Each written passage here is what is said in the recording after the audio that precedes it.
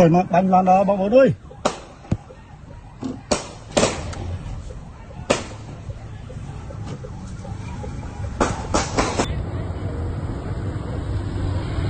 Rồi là này bao châu kéo món này. Có lý tam chạp to này.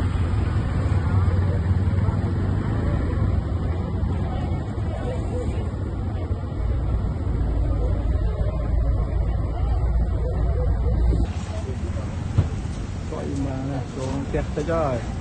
Bánh trọng rồi crop. Tẹt tất nữa.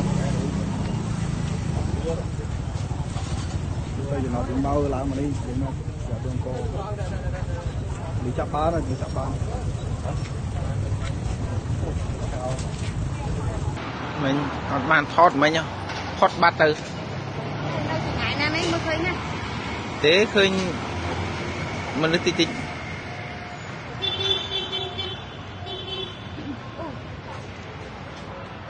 chắp chóp với đuổi nơi trong chương rồi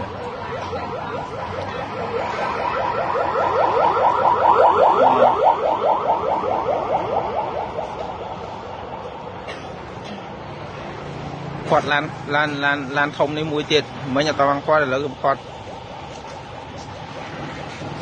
còn mình sẽ bạc cá chăm từ còi miền tàu tiệt